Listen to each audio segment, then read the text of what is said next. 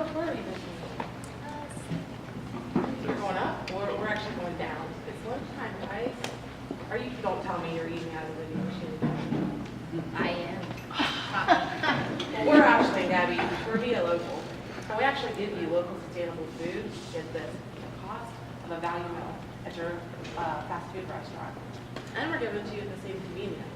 Yeah, the key is that we source all the food from local farmers, and then we connect them to chefs to create fresh and tasty menus every week. So we are able to create this connection to our database that have some valuable information about them. And according to season and what the product available, our database will match the farmer with the most appropriate chef to make this all. And so now that the food is ready, you're ready to explore locally. And so you just pop open the app, we're nearby, find a location so you can get the food, and then you're ready to explore. And so we're Via Local, and we're making local food a daily exploration. One over to you. Wait, First question. Oh, yeah. Questions first. so do I have to be a chef in order to get access to the database of the food itself? No, we actually have an app that's consumer friendly as well. You can just log on to it and see the weekly menu, the locations that we're going to be at, and then the featured chefs. And Can I place an order through the site? right now, you can recommend like a spot for us to show up at, or show some interest there. But we are looking at that option. As Yeah, well. yeah. One of the ways when we say that what is close to you, one of the ways could be the delivery, but if you don't say, it's just what is available to that. Said that. You look on the app and then you find so you have like locations. We're looking at pop-up shops right now, delivery. Grocery stores and vending machines. So anything that is more convenient to the area that you are, you want to be on the market. And then on the app, you're able to see what is close to you when you choose what is more convenient to you.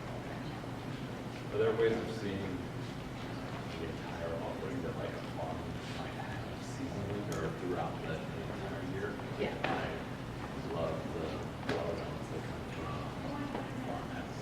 They like keep tabs on. That's one of the key features of our farmers is that when they are connected with us, you can actually tap on them and see all the different farmers markets they're available at, as well as like we're listing in Western. Thank you.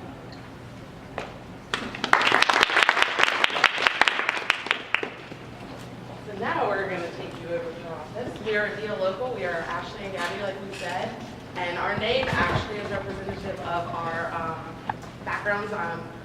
Gabby is from Brazil, and so Via Local in Portuguese actually means the same thing as it does for me, the way, the path to get to local.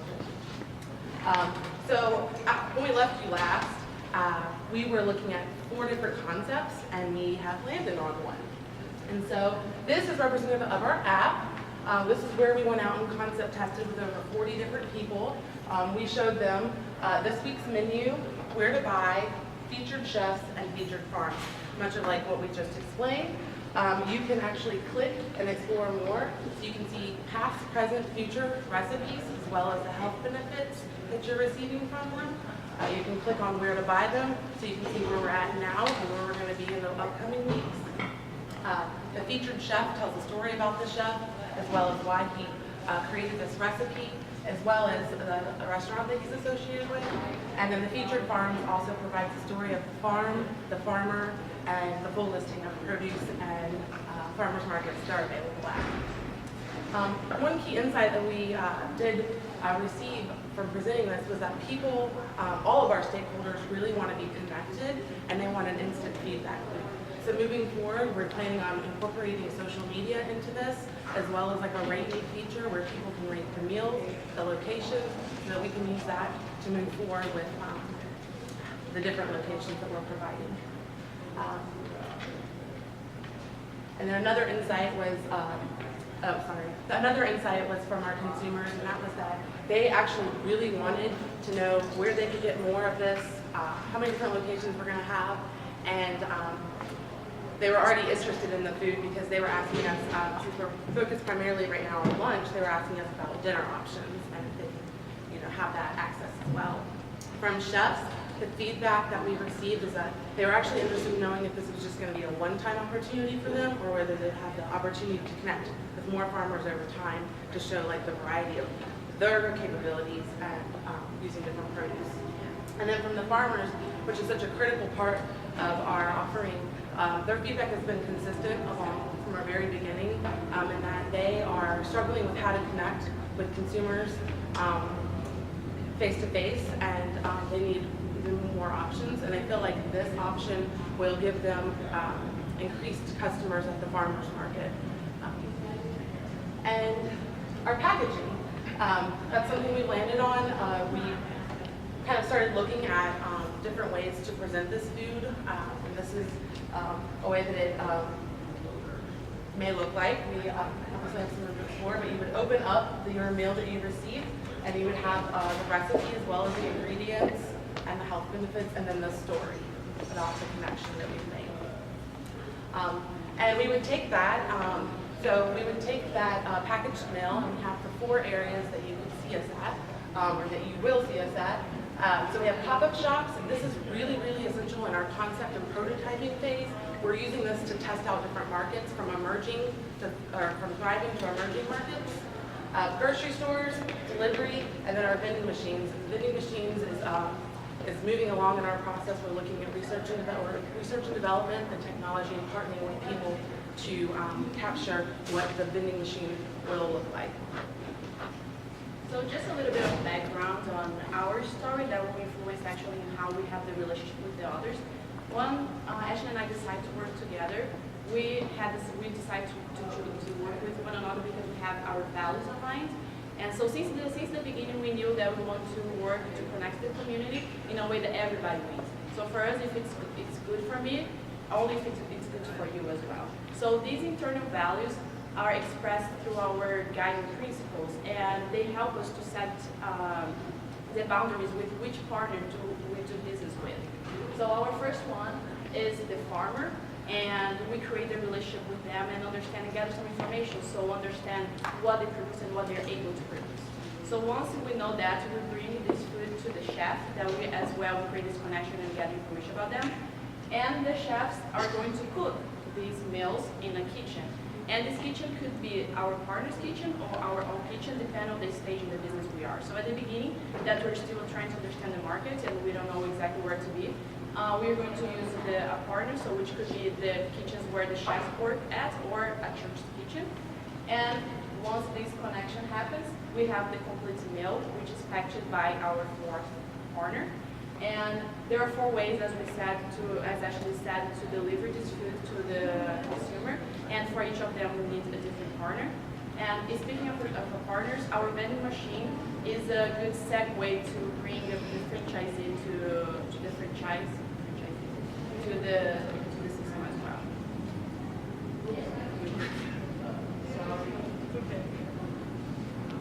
Okay, so moving into build out our ecosystem a little more, we're looking at our customer segments. Right now we have 2 different types of customer. We have our customers at the retail level, so the vending, the delivery, the pop-up shops, and the grocery. And then we have our customers from our kitchen rental. So as Gabby mentioned, depending on what stage we're in, is if we own or rent the kitchen, but when we do own it and we're not using it, we plan on renting the space out to earn extra revenue. Within the customer segment for retail, we have busy moms, professionals, and foodies, and this age group is between 20 and 54. And they're really helping us shape right now the locations we're going to be at, the recipes that we're going to have, and just the features that we're offering.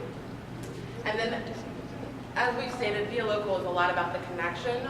We are not only providing these 2 sets of customers on our end, but we are also giving farmers more customers at the farmers market, and chefs more patrons at the restaurants. And Via Local really aspires to be the common thread connecting people to its food and communities to its sport. And then highlighting where the money comes in, of course, with our 2 customers, and then our 3rd would be the franchise once we have determined the vending machine solution. We will look at franchise opportunities, and we will collect revenue that way as well. Gabby's going to go in more detail on the financials. Yeah, so we're going to sell it for $8, and the cost to produce is approximately $3, which is 65% the gross profit of the revenue. And this is our projection for the first 4 years of how many meals per day we're going to sell. And we're going to start in Winston-Salem in North Carolina because it's an emerging market for our product and because we're already well connected with the community there. Then we expand to San Francisco, and we know that there are more local food availability here. However, it's not, it lacks in convenience. And then for the next 2 years, we're just going to grow around these 2 areas. And this is how our revenue is divided, and most of it is from pay per meal, which represents our pop-up stores, delivery, or the vending machine. And for the cost, the biggest chunk of it is the payroll, but we expect to reduce that once our franchisee expands, so we expect to reduce this amount. And just overall, from these 4 years of the gross profit margin, we are able to break even and start to profit in the 4th year when we have our profits at the end of the year as the 190. And for the next steps, we're going to, as Ashley showed, that packaging as an inspiration, we keep exploring it, work on the branding, understand better the customer experience, how to deliver that, do our first pop-up experience, and refine our business model and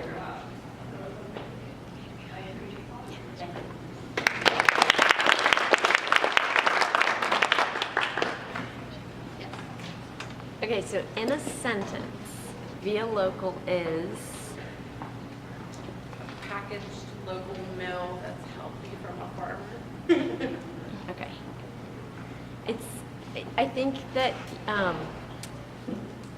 you guys might want to pick a few things and focus on developing those, whether it's just a pop-up or just a vending service.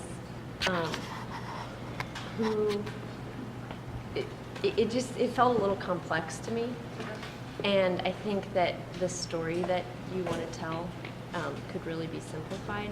I was having a little bit of trouble keeping everything in my head all at once.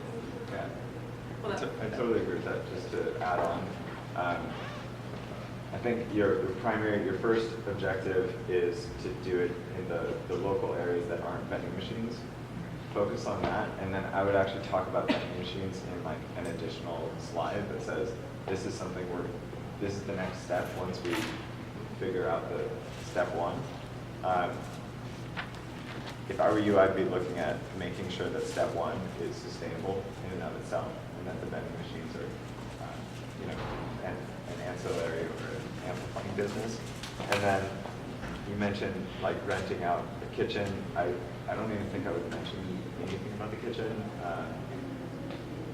You didn't even include it in the revenue slide. So it's like in one area it was included in your revenues, but then it wasn't. I don't think it's material. I think your business would probably be the same if you didn't rent it out. And then one more piece of feedback on the app is it was divided into 4 areas, and then those areas were often divided additionally.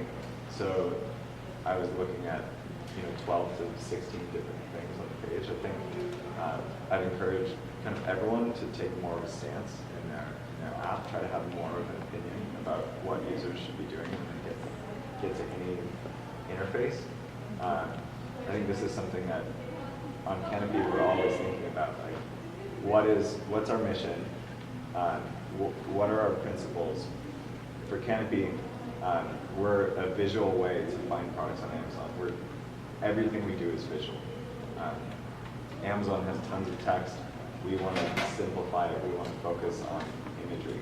So that informs every single decision we're making. So take more of a stance there. Figure out what someone should be doing and really focus on that thing. Also, I think it's nice to show imagery, obviously. On that slide, that should be like a hero moment in your app. And I would really focus on featuring food that's not, like all the food that was in a jar. And then you had signs for places, but the farms weren't, I didn't see like aspirational imagery there. So I would focus on elevating the product in that way. So, Okay, one thing just in terms of your packaging and your food product, I would be really sensitive to the visual of it. You're kind of screwing behind cardboard. And I think that that's really important to make sure the price functionality is really great too. Like, yes, you have to spend $8. But what am I getting for $8? That doesn't look like it's advertising. So, just a brand that I've been interacting with a lot is Grocery. Yeah. And they partner with chefs and they feature a whole lot of, they're not, we don't have more organic than, they're totally different. But their pricing structure is different. So some things cost $13, some things are $5. Like, it depends. It's not a set price. And they have really good dealing with the photography and the whole process for seeing your food is beautiful. So they might be an interesting resource. yeah, I think the food, you've got to nail that. The ecosystem map is like awareness. I understand the plane goes around in.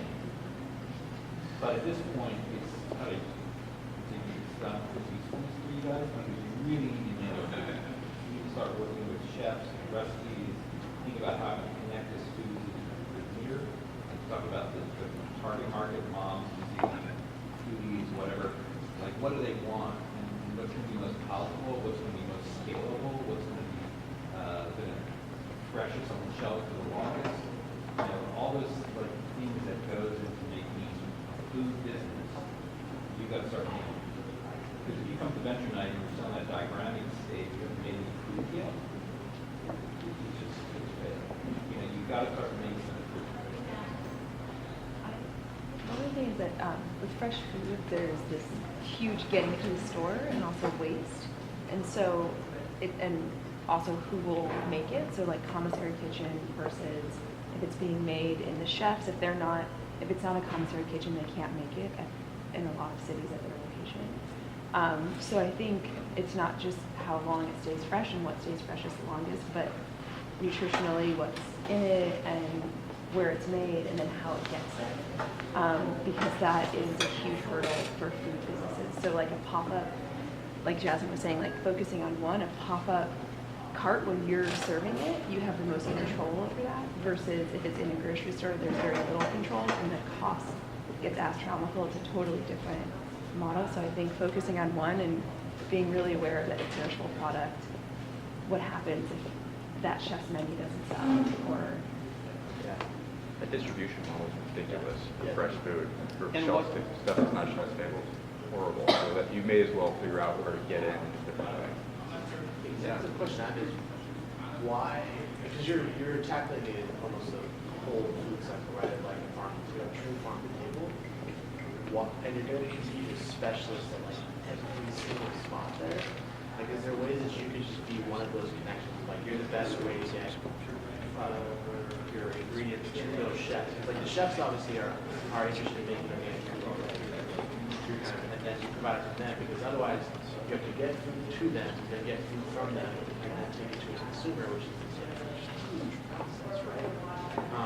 But if you do want to try that, there's a couple guys out of Haas that are doing Spoon Rocket, which is this very similar model where they essentially make one meal a day. You go on their website, order the meal, and then they're going to deliver it to you. So they're definitely right now working on, they're having customers just thinking like, how do we pick a food that's going to sell out? Because like, if you don't sell out, it's a purchase.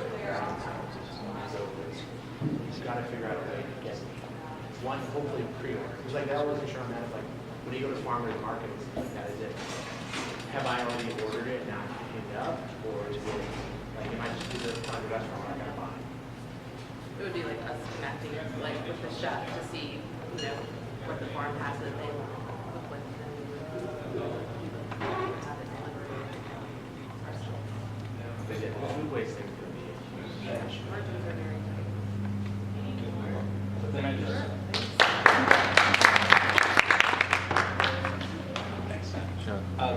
Who's next? Motion.